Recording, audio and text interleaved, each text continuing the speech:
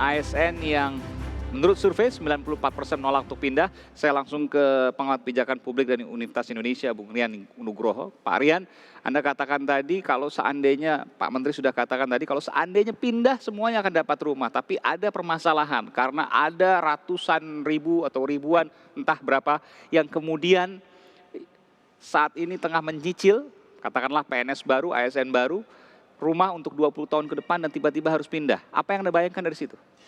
Nomor satu, kita harus sepakat dulu bahwa kita mendukung presiden pindah ibu kota.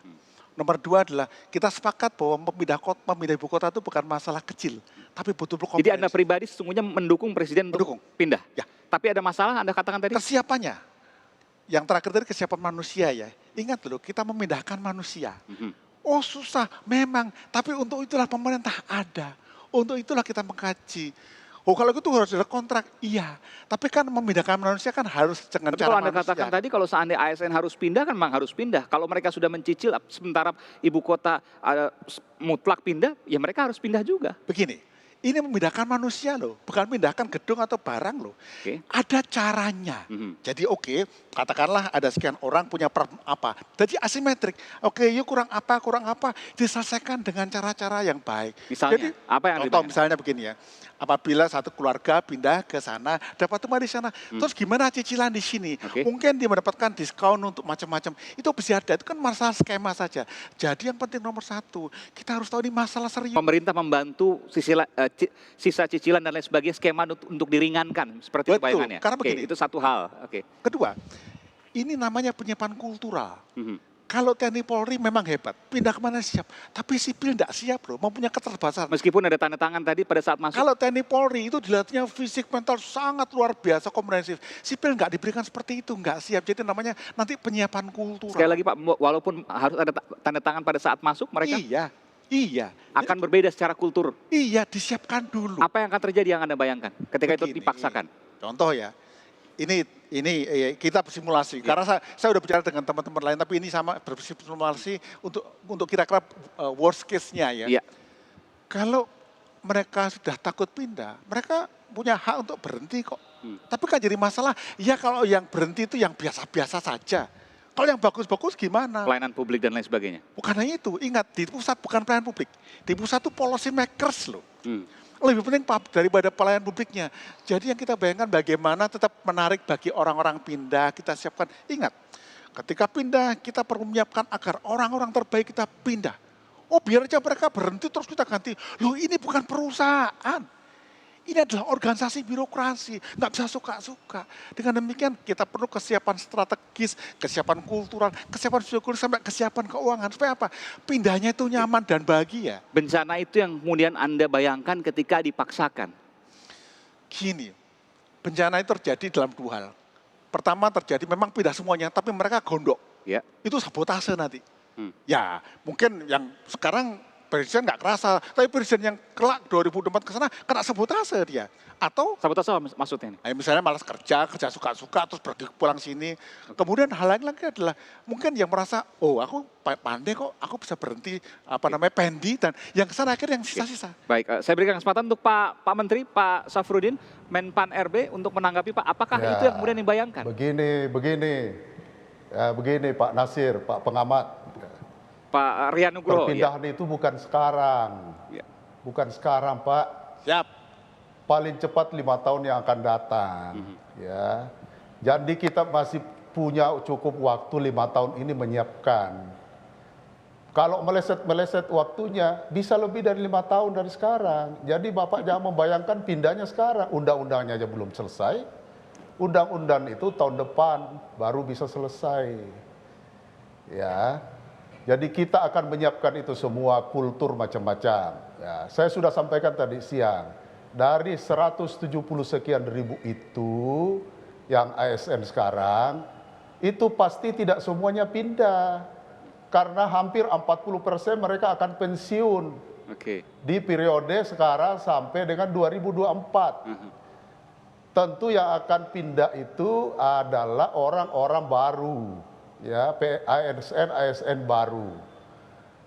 Saya perlu sampaikan, 2018 yang lalu, talenta yang mendaftar menjadi ASN itu 6 juta. Bapak-bapak, ya 6 juta. Yang masuk tes finish itu 360.000. Yang lolos 182.000, cuma berapa persen. Oke. Jadi peminat menjadi ASN itu banyak sekali, Pak. Ya, jadi gitu. Jadi 5 tahun lagi, itu paling cepat. Bisa saja meleset 6 tahun lagi atau 7 tahun lagi. Nah, Jadi nggak Kita akan masih punya waktu. nggak bukan akan ada yang dibayangkan tadi, bukan Pak. sekarang mau karena pindahnya. terpaksa misalnya mereka Ya. mengundurkan diri karena mereka masih punya beberapa hal, misalnya cicilan di rumah, cicilan rumah di Jakarta, dan kemudian mereka juga tidak sepenuh hati itu misalnya. kita akan siapkan semua skema-skema yang baik, ya. Kita akan siapkan skema-skema. Jadi nggak usah panik, Pak Pengamat. Saya bukan panik, Anda yang panik. Jadi, ya, kita akan siapkan skema-skema. Ini 5 sampai 7 tahun yang akan datang masih cukup waktu, Pak. Ya. Kita menyiapkan, merekrut ASN 6 juta orang saja, kita bisa selesaikan dalam 1 tahun.